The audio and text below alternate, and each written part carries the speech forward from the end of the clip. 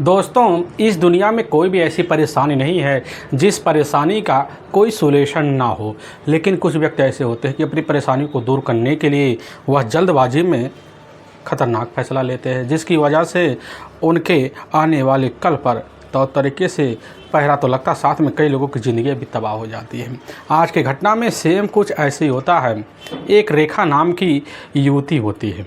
अब उसकी शादी घटना से मात्र 7 साल पहले हो जाता है। लेकिन हाँ, अब रीति रिवाज के तहत उसका गौना नहीं होता है। लेकिन गौना का जब टाइम 7 साल बाद आता है तो अचानक उसके साथ कुछ ऐसा होता है जिसकी वजह से वह हमेशा हमेशा के लिए कई लोगों के साथ जेल के सलाखों के पीछे पहुंच जाती है। अब लेकिन जब सच्चाई लोग सुनते कि आखिर जो होता है ससुराल ना जाकर जेल क्यों पहुंची, तो सच्चाई सुनकर लोगों के पैरों नीचे ज़मीन खिसक जाती है।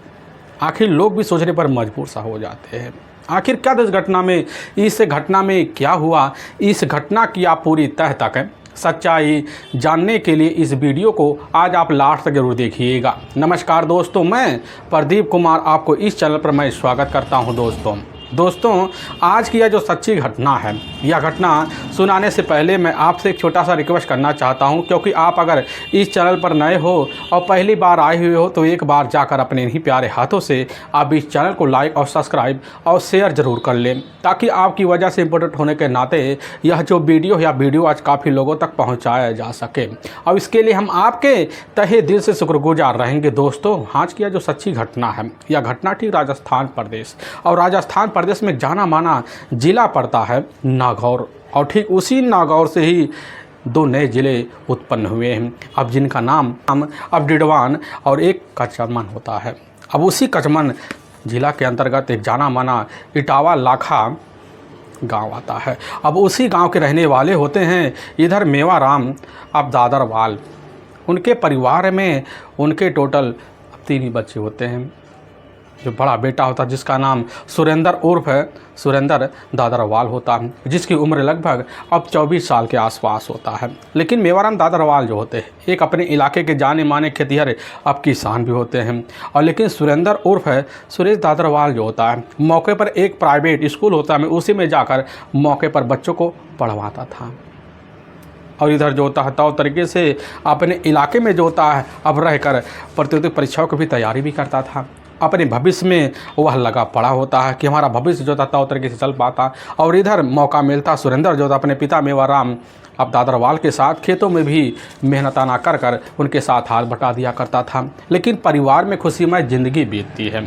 अब इधर मेवाराम दादरवाल जो होते हैं नए बहू के आगमन की तैयारी में अपने घर में अब लगे पड़े होते हैं। लेकिन तभी मैं बात कर रहा हूँ ठीक 29 नवंबर अब साल 2025 का ही। अब शाम का आसपास का टाइम होता है, तो उसी वक्त मेवाराम दादरवाल जो होते हैं मौके पर अब खेत में एक दाढ़ी होता है, वहीं में जाकर अब रहा करते थे शाम के टाइम। लेकिन इधर सुरेंद्र जो होता है एक जो होता है तिरपाल लेता है, और तिरपाल लेकर उसी दाढ़ी में पहुंचता है और अपने पिता मेवाराम को वह तिरपाल पकड़ा देता है। फिर अपनी बाइक लेता है और फिर जो होता है इजाज़त लेकर वहां से निकल जाता है। लेकिन इधर 2 घंटे का वक्त बीत जाता है, लेकिन सुरेंद्र जो होता है अपने घर लौट के नहीं आता है। और जब लौटता नहीं है तो उसी बीच जो होता है अब सुरेंद्र के अपने जो ताऊ होते हैं, वह ताऊ उमाराम दादरवाल मौके पर अब सोचने लग जाते कि आखिर जो होता हमारा भतीजा कहाँ रह गया। तो यह सोचकर उसी वक्त अब कॉल करते हैं। लेकिन जब कॉल करते हैं तो मोबाइल की घंटी तो बजता है, लेकिन उठाने वाला कोई होता नहीं है। और तभी उमाराम दादरवाल जो होते हैं अपने एक हितकारी को अपने साथ लेते हैं और बाइक पे बैठाते हैं। बाइक बैठाने के बाद जो तवा भी अब दाढ़ी की तरफ बढ़ जाते हैं। लेकिन जैसे ही वहाँ से लगभग 200 मीटर दूर जाते एक खड़ंजा होता है। उसी खड़ंजे के साइड में देखते हैं कि आखिर सुरेंद्र का जो बाइक होता है वह बाइक तो सुरेंद्र के से ठीक ऊपर ही गिरा पड़ा हुआ है। और जैसे करीब जाने के बाद उस समय जो होता है उमाराम दादरवाल का होश तेज खो जाता है, क्योंकि देखते उनका जो भतीजा होता है पूरी तरह से ऐसा लगता है रोज एक्सीडेंट में बुरी तरह से घायल है।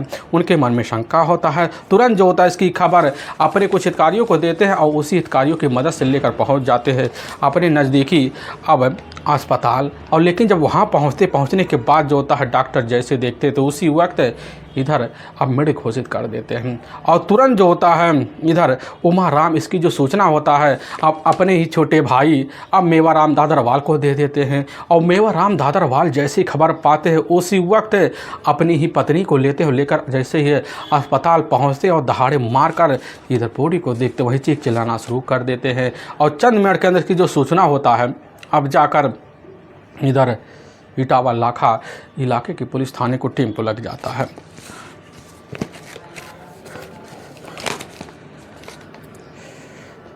और चंद मिनट में इसकी जो सूचना होता है अब जाकर उधर अब बच्चीपुरा जो नागौर का जाना माना थाना पड़ता है उसी में लग जाता है। वहाँ के जो साहब महावीर चौधरी जैसी खबर पाते अपने दलबल टीम को लेते और लेने के बाद ठीक अस्पताल में पहुँचते हैं। और पहुँचने के बाद जैसे सुरेंद्र की बॉडी के करीब जाने के बाद तौर तरीके से सुरेंद्र की बॉडी को अब निरीक्षण भी करते हैं। लेकिन जब अंदाज़ा लगाते उनको लगने लग जाता कि बस करो सुरेंद्र की जो मौत है वह रोड एक्सीडेंट में नहीं हुआ है बल्कि उसकी बेरहम तरीके से हत्या की गई है, क्योंकि शरीर पर काफ़ी जगह जो होते हैं चोट के निशान साफ तौर से नहीं दिखाई देते, लेकिन हाँ गले पर कट के बड़ी तेज निशान होता है। उनके मन में शंका नहीं यकीन हो जाता कि बस करो सुरेंद्र की हत्या को आत्महत्या दिखाने के लिए रोड एक्सीडेंट का रूप दिलाया गया है। पुलिस की जो टीम होती है उसी वक्त बॉडी का वही पंचनामा बढ़ती है और उठाकर अपने ही जो नज़दीकी अब वही मोर्चरी होता है उसी में पोस्टमार्टम हाउस भिजवा देती है। इधर पुलिस की टीम अपनी दलबल टीम को लेती है, दोबारा घटनास्थल पर जब पहुँचती है तौर तरीके से निरीक्षण करती है और वहाँ पर बाइक पड़ा होता है। लेकिन पुलिस की टीम बाइक की जब तौर तरीके से निरीक्षण करती है तो पता चलता बाइक पूरी तरह से सुरक्षित है और ना कोई टूटा ना कोई फूटा होता है। ज़मीन पूरी तरह से सेफ होता है, ना खरोच होता ना कहीं गड्ढे बने होते हैं। पुलिस को यकीन हो जाता कि बस करो घटनास्थल पर इधर रोड एक्सीडेंट दर्शाने के लिए तौर तरीके से इधर हत्यारे ने मिलकर अपने फुल प्रूफ प्लान तैयार किया है, क्योंकि यह पूरी तरह सबूत पुलिस के सामने होता है। लेकिन पुलिस की टीम वहाँ से कुछ दूर पर देखती है 2 जोड़ी चप्पल पड़े होते हैं, एक जोड़ी तो गायब होता है। पुलिस के मन में शंका होता है कि बस करो अगले पैर का जो चप्पल होता है वह पैर का चप्पल यह हत्यारे के हैं। अब पुलिस की जो टीम उसको सबूत मानकर सुरक्षित अपने पास रख लेती है और दोबारा एक टीम अस्पताल पहुंचने के बाद वहां इधर सुरेंद्र के परिवारों से पूछताछ किया जाता है। और जब पूछताछ किया तो तरीके से पुलिस की जो टीम होती है यही पता पाती कि सुरेंद्र का किसी के साथ दुश्मनी नहीं था और ना उसका किसी के साथ लेना देना था। पुलिस की टीम बच्चे में पड़ जाती है और इधर बॉडी का वहीं पोस्टमार्टम कराया जाता है। गाँव में जब लाया जाता है गाँव में बड़ा माहौल ख़राब हो जाता है, लोग अफरा तफरी मचाना शुरू कर देते हैं, क्योंकि यह सुरेंद्र जो होता है बड़ा ही नेक दिल वाला व्यक्ति था। आखिर उसके साथ अचानक यह कैसे हो गया, क्योंकि उसके जो पिता होते हैं इधर मेवाराम को भी नहीं पता था कि हमारा जो बेटा होता हमें तिरपाल देकर यहाँ से तो घर के लिए निकल रहा लेकिन घर नहीं पहुँच पाएगा। और इसी बीच मेवाराम भी यह बात अपने मन में लेकर बार बार रोना चिंता उनका बराबर बना रहता है। और पुलिस की जो टीम होती है इस केस को अहम कड़ी से जोड़ती है और उसी वक्त जो होता है अब उमाराम को अपने साथ लेकर थाने पहुंचती है और उन्हीं के तहरीर पर अज्ञात हत्यारे की विरुद्ध अब धारा 302 और 201 के तहत मुकदमा भी दर्ज कर लेती है। और इस केस की जांच पड़ताल करने के लिए सबसे पहले पुलिस की जो टीम होती है उस इलाके में जाती काफ़ी लोगों से संदिग्ध तरीके से पूछताछ करती है, लेकिन पुलिस को कुछ अता पता अब नहीं चलता है। और जब अता पता नहीं चलता है तब तक पुलिस के सामने अब पोस्टमार्टम का सुरेंद्र का रिपोर्ट भी आ जाता है, पूरी तरह से साफ हो जाता है। सुरेंद्र की जो मौत है वह एक्सीडेंटल की वजह से नहीं हुई, उसकी जो मौत है वह गले पर किसी तेजधार हथियार चलाने की वजह से ब्लड बाहर निकलने की वजह से उसकी उसी घटना पर मौत हुई है। लेकिन पुलिस की जो टीम होती है उसी वक्त इस केस को बड़े संज्ञान से लेती है और एक टीम लेती है, पहुंच जाती है उस इलाके में जितने भी CCTV अब कैमरे लगे होते हैं उनकी निगरानी करती है। और जब निगरानी किया CCTV कैमरे जो होता है एक बाइक दिखता है, लेकिन उसी बाइक पर अब इधर 3 लोग बैठे होते हैं, लेकिन तीनों के चेहरे पर गमछा होता है। लेकिन पुलिस के सामने उस बाइक का नंबर प्लेट दिख जाता है, इसलिए पुलिस की जो टीम होती है नंबर प्लेट को संदिग्ध के घेरे में लेती है और वह तुरंत पहुंचती है एजेंसी और उसके मालिकाना बाइक के बारे में पता करती है। तो पता चलता है कि आखिर में जो प्लेट लगा होता है वह तो स्कूटी का नंबर होता है। पुलिस की टीम समझ जाती है कि बस करो अपराधी बड़े ही साथी तरीके से एक फुल प्राण को अंजाम दिए हैं। अब पुलिस की जो टीम होती है उस संदिग्ध घेरे में अब लेती है सीधा का सीधा नकाबपोशी तीनों व्यक्तियों को।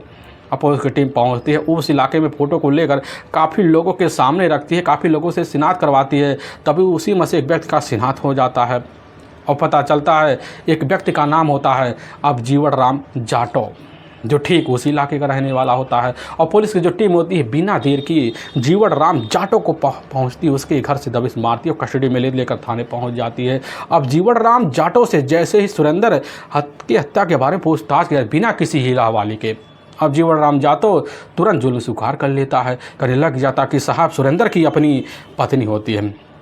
सुरेंद्र की शादी लगभग साहब 7 साल पहले रेखा देवी के नाम जाटव के नाम से युवती से हो चुका। बस गौना को लेकर अपने प्रेमी अब राजू जाटव के साथ मिलकर इस तरह के जघन्य अपराध को अंजाम दिया। पुलिस की टीम खबर पाती है, एक टीम लेती है और लेकर पहुंच जाती है। अब रेखा देवी और राजू जाटव को अपनी कस्टडी में लेती है, दोनों को लेकर थाने पहुंच जाती है। लेकिन जीवन राम को सामने पाते दोनों थर्रा सा जाते और बिना किसी हल्लाहवाली की मिलकर सुरेंद्र की हत्या का जुल्म कबूल कर लेते हैं। अब लेकिन जो कहानी जो मानवता को शर्मसार करने वाली एक सच्चाई बताते से सुनने के बाद लोग के वहाँ जो होश होते हैं और पूरी तरह से खोसा जाते हैं। असल में राजस्थान प्रदेश का ही जाना माना नागौर जो ज़िला पड़ता है, उसी से 2 नए ज़िले भी अलग हुए हैं, जिनका नाम रिडवाना और इधर कुशवाहा ज़िला है। और उसी के अंतर्गत एक मकराना तहसील पड़ता है, उसी के अंतर्गत जाना माना इटावा लाखा अबगाड़ एक गांव पड़ता है। उसी गांव के रहने वाले इधर किशन राम और दादरवाल होते हैं। उनके टोटल 2 ही बेटे होते हैं। अब बड़ा बेटा होता है उमा राम दादरवाल और छोटा बेटा होता है मेवा राम दादरवाल। लेकिन दोनों जो बेटे होते हैं अपने परिवार में अपनी पत्नी अपने बच्चों को लेकर ठीक कई साल पहले जो था गांव के बाहर, वहां से लगभग 2 किलोमीटर दूर एक दाढ़ी होता है, दाढ़ी उसी में जाकर अब रहा करते थे। और मेवा राम के परिवार में उनकी अपनी पत्नी भी हो, लेकिन उनके टोटल 2 ही बेटे होते हैं। अब इधर बड़ा बेटा होता सुरेंद्र और छोटा बेटा होता है इधर परविंदर, और दोनों उनके साथ रहा करते थे। लेकिन सुरेंद्र जो होता है अपने हिसाब से रहकर अपनी शिक्षा भी ग्रहण जब कर लेता है और करने के बाद जो होता है इधर के जो पिता होते देखते कि हमारा जो बेटा सुरेंद्र पूरी तरह से शादी के लिए पहुंच चुका हो। तभी साल 2018 में इधर अपने बेटे सुरेंद्र के लिए रिश्ते की जब तलाशी करते हैं तो उनके निगाह में जाकर ठीक जो होता है एक लड़की आ जाती है जिसका नाम रेखा होता है, जो ठीक उसी क्षेत्र के ही रहने वाले होते हैं आसाराम अब जाटव। अब उन्हीं की ही अपनी बेटी होती है। आसाराम जाटव जो थे एक सेवानिवृत्त होते हैं, लेकिन उनके परिवार में कोई भी किसी चीज़ का कमी नहीं दिखाई पड़ता है। लेकिन उनकी जो बेटी होती है मौके पर जैसे रेखा की उम्र होती है लगभग 14 साल के आसपास होता है। अब आसपास होने के नाते भी अपनी बेटी के लिए रिश्ते की वह मौके पर तलाशी करते, क्योंकि इलाके में चोरी छुपे बाल विवाह का प्रचलन बना हुआ था।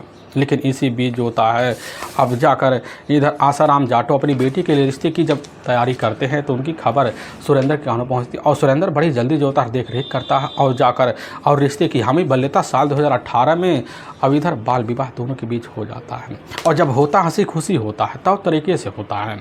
लेकिन गौने का अपडेट आगे बढ़ा दिया जाता है, क्योंकि इधर अब आसाराम जाटव जो होते हैं वह इंतज़ार करते हैं जब तक हमारी बेटी अब रेखा जाटव पूरी तरह से अब बालिग नहीं हो जाएगी तब तक हम उसका गौना भी नहीं कराएंगे। अब इसी इंतज़ार में जो होता है इधर अब रेखा अपनी पढ़ाई पूरी करने के लिए लग पड़ जाती है और जब लग पड़ जाती है तो इसी बीच जो होता है खुद आसाराम जाटव जो होते हैं अपने परिवार को लेते हैं। लेने के बाद ठीक नागपुर निकल जाते जो महाराष्ट्र में जाना माना एक ज़िला पड़ता है और वहीं जाकर ग्रेनाइट मार्बल का कारोबार करना शुरू कर देते हैं, जिसकी वजह से वह कारोबारी के नाम से वहाँ मशहूर हो जाते हैं और चंद सालों के अंदर एक बहुत ही बढ़िया प्लाट ले लेते हैं और फिर जो होता वहीं रहना शुरू कर देते हैं। अब लेकिन जब वहीं रहने लग जाते तो इधर रेखा भी जो होती है इधर अपने पिता अपनी माँ के साथ नागपुर चली जाती है, फिर वहाँ पढ़ाई शुरू कर देती है। और लेकिन जब पढ़ाई शुरू कर देती है तो पढ़ाई के बाद उसको लगने लग जाता है कि यहाँ हमारी पढ़ाई तो तरीके से नहीं हो पाएगी, तो उसी बीच फैसला लेती साल 2020 में आती है और वहाँ से कुछ मन और पहुँचने के बाद जो होता अब पहुँचती है वहाँ जाकर अब कोचिंग संस्था में अब कोचिंग करना शुरू कर देती है और वहाँ भी BSc के लिए। और जब पढ़ाई करने लग जाती जिस कोचिंग में पढ़ाई करती उसी बीच उसकी जो मुलाकात होता है जाकर अब राजू राम जाटव से हो जाता है। और लेकिन इसी बीच जैसे राजू राम जाटव से मुलाकात होता है तो रेखा बड़ी जल्दी उसकी दीवानी से हो जाती है। इस तरह दीवानी से हो जाती है कि अपने शादी को अब भूल बैठती, 7 फेरे को भूल बैठती है और ठीक 2 साल बाद जो होता है राजू राम जाटव के प्यार में इस तरह पड़ जाती है कि दोनों मिलकर बराबर घूमना फिरना चालू कर देते हैं। क्योंकि वहाँ जो होता है रेखा को रोकने टोकने वाला कोई नहीं होता है, क्योंकि वहाँ एक किराए का कमरा लेकर रेखा अकेली रहा करती थी। लेकिन जब राजू से मुलाकात होता है तो राजू के साथ जो होता है दोनों का बराबर उठना बैठा बन जाता है। अब इसी बीच जो होता है राजू राम का एक करीबी दोस्त होता है जीवन राम, जो ठीक कुचामन के ही सिसड़ा एक जाना माना इलाका पड़ता है, वही 55 निवासी का रहने वाला होता है। और जब उससे मुलाकात होता है वह भी उसको सच्चाई पता हो जाता है, लेकिन दोनों के बारे में सच्चाई पता होने के बावजूद इसकी सूचना किसी के घर वालों को नहीं देता है। लेकिन दोनों की दोनों ज़िंदगी जो होता है अपनी इस तरह से बिताना शुरू कर देते हैं, ज़िंदगी 1 साल का वक्त निकाल देते हैं। लेकिन इसी बीच जैसे साल 2023 का वर्ष लगता है वही फरवरी का महीना चढ़ता है तो उसी वक्त अब रेखा राजू के पास पहुँचती है। कहने लग जाती कि राजू हमारी तो शादी हो चुकी है, ऑलरेडी हम शादीशुदा भी है, हमारा बस गौना बाकी है। लेकिन जब यह बात सुनता है, सुनने के बाद राजू कहने लग जाता है कि आखिर जब गौना तुम्हारा बाकी, गौना हम करा लेंगे। लेकिन रेखा कह देती कि हमें पता है तुम्हारे बगैर हमारी ज़िंदगी चलने वाली नहीं है, क्योंकि अधूरी है और हम अपने अब उस पति के पास दोबारा कतई गौना कर नहीं जाएंगे। लेकिन यह विश्वास जो होता है राजू को हो जाता है, और जब राजू को हो जाता है, राजू को होने के बाद दोबारा रिश्ते में बदलने की कोशिश करती है और फिर शादी के ख्वाब जो होता है राजू के साथ देखना शुरू कर देती है। लेकिन इसी बीच जो होता है अब BSc का जो कोर्स होता है मौके पर रेखा का कंप्लीट हो जाता है, और कंप्लीट होने की वजह से दोबारा अपने पिता के पास जाने के लिए तैयारी कर लेती है। लेकिन राजू से वादा कर लेती है कि हमारी तुम्हारी बात कभी मोबाइल के थ्रू कम नहीं होंगे, बराबर चलता रहेगा, मिलना भी चालू रहेगा। और इसी बीच यह बात कहकर सीधा अपने पिता अब नागपुर के पास नागपुर चली जाती है। और फिर वहाँ जब रहती है, अब वहाँ राजू राम से मिलकर फ़ोन पर बराबर कंटेक्ट में बनी रहा करती थी, वो वादे किया करते, समय बीतने लग जाता है। लेकिन शादी के हुए अभी 7 साल का वक्त कैसे तैसे निकल जाती, इसका पता रेखा को नहीं चल पाता है। तभी रेखा को एहसास होने लग जाता है कि अब जो होता हमारा गौना का टाइम आ चुका है, क्योंकि इधर जो होता है घर वाले गौने की बातें भी करना शुरू कर देते हैं। और सुरेंद्र भी अपनी पत्नी से नए जीवन की शुरुआत के लिए सपने सजोते हुए फ़ोन पर बराबर बात करने की कोशिश भी किया करता था। लेकिन रेखा थी राजू के प्यार में दीवानी, पागल, जिसका सुरेंद्र के फ़ोन तो रिसीव करती लेकिन बात करती बहुत ही कम। इसी भी सुरेंद्र के मन में यही बस जाता है कि आखिर ऐसी कौन सी पत्नी है जो अपने पति के फ़ोन पर रिसीव करते ही कट करने की बात करे। इस बात की तरह मन में सुरेंद्र के सपने हो जाते हैं। लेकिन सुरेंद्र रहता था प्रतियोगिता परीक्षा की तैयारी में, वह भी बिजी, वह भी समझता था रेखा भी अभी तैयारी में लगी हुई है, हो सकता है अभी वह व्यस्त तो इसी वजह बात ना कर रही हो। लेकिन इधर रेखा चाहती थी कि हमसे करते ही सुरेंद्र बात ना करे, जिसके बाद रेखा अब सुरेंद्र के मोबाइल से यहाँ तक उसके चेहरे से काफ़ी खुन्नस खाना शुरू कर देती है। और इधर राजू को पाने के लिए तरह तरह के षड्यंत्र बताना शुरू कर देती है। लेकिन इसी बीच रेखा के परिवार वाले अब गौना की बात भी करना शुरू कर देते हैं। रेखा यही कहती है कि पिताजी हमारी नौकरी जब लग जाएगी तो हम गौना करा लेंगे। लेकिन उसके जो पिता होते हैं आसाराम जाटो, वह कहने लग जाती कि बच्ची गौने के बाद तुम जब ससुराल जाओगी तुम्हारे ससुराल वाले तुम्हें रोकेंगे नहीं पढ़ाई के लिए। लेकिन यह बात जब सुनने के बाद रेखा समझ जाती है कि गौने तो हम जाएंगे लेकिन हमारा प्यार बिछड़ जाएगा या किसे पता है। लेकिन इसी बीच की जो खबर होता है अब हर बार फ़ोन के द्वारा राजू को दे दिया करती थी। और जब राजू खबर पाता उचड़ा जाता और रेखा को अपने मन में लेता, और रेखा समझ जाती कि बस करो, वह पति हमारे लिए पूरी तरह से प्यार में अड़ंगा बन चुका है। भले ही शादी के 7 साल का वक्त बीत गया है, लेकिन अपने मन में सुरेंद्र को हम कतई जगह नहीं दे पाए हैं। यह बात आभास लेकर मन में जो होता है अब इधर सुरेंद्र को अपने रास्ते से हटाने के लिए खुद रेखा जाटो बड़ा ही खतरनाक षड्यंत्र बनाना शुरू कर देती है। और इधर राजू को अपने प्लान में शामिल कर लेती है और राजू से कहने लग जाती है कि ऐसा फुल प्रूफ प्लान हम बनाएंगे जिसकी तुम कल्पना नहीं कर पाओगे। और फुल प्रूफ प्लान के तहत जो होता है इधर राजू और रेखा लग पड़ जाते हैं। और इसी बीच अब राजू का अपने करीबी जो दोस्त होता है जीवन राम, जो उसके करीबी होता है उसके बारे में हकीकत को जानता था। और इसी बीच जो होता है राजू राम जाता है जीवन राम से मुलाकात करता है, अपनी सारी सच्चाई बता देता है, उसको भी अपने प्लान में कैसे न तैसे कर शामिल कर लेता है। जीवन राम जो होता है राजू राम की बातों में शामिल हो जाता है। अब तीनों मिलकर ऐसा फुल प्रूफ प्लान बनाता है जिसकी कोई कल्पना नहीं कर सकता है। और जैसे ही अगस्त साल 2025 का महीना लगता है उसी वक्त जो होता है अब इधर खुद जो रेखा अपना जो मोबाइल होता है उसको यूज़ करना बंद कर देती है और वाईफाई से कनेक्ट कर सिम को उसी समय बात करना इधर राजू से शुरू कर देती है, ताकि लोकेशन निकाले, CDR डिटेल निकाले, इसमें हमारा नंबर किसी के साथ दिखे ना। और बात करते करते जो होता है अपने पति का सुरेंद्र को भी उस समय लोकेशन ट्रेस करना शुरू कर देती है। इसकी जानकारी हर बार अब राजू को देना शुरू कर देती है। रोज जो राजू समझ जाता है। और तभी घटना से मात्र कुछ दिन पहले जो होता है अब गाँव में रहकर इधर जीवन राम और साथ में राजू दोनों मिलकर फुल प्रूफ योजना रेखा के साथ बना लेते हैं। और तभी जैसे ही 29 नवंबर साल 2025 का वक्त होता है, अब वही सुबह का टाइम होता है, तो उसी वक्त जो होता है रेखा को इधर सुरेंद्र के द्वारा पता चल जाता है कि इस समय जो होता है मौके पर सुरेंद्र अपने पिता को तिरपाल देने के लिए निकला हुआ है। और जैसे यह खबर जो होता है जाकर राजू राम को लगता है जीवन राम को अपने साथ लेकर बाइक पर बैठाता है और चंद घंटे की दूरी कर जो होता है इटावा लाखा के गांव के बगल धाड़ी के करीब लगभग 200 मीटर की दूर पर जाकर खड़ा हो जाता है। और वहीं रास्ते पर खड़ा होकर तिरपाल देकर लौटते हुए बाइक से वहीं इंतजार करता है। लेकिन जैसे ही देखता कि बाइक से लौट रहा तो उसी वक्त जाकर सामने खड़ा हो जाता है।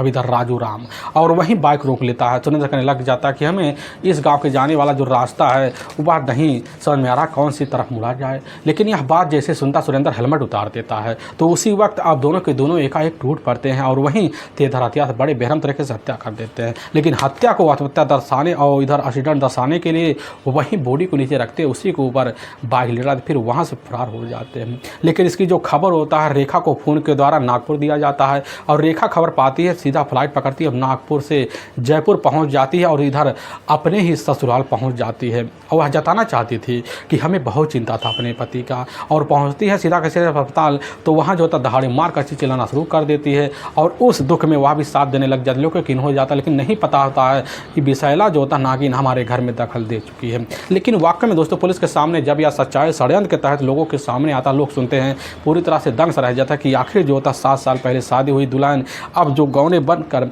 अपने ही ससुराल आने में वह जेल पहुंच जाएगी।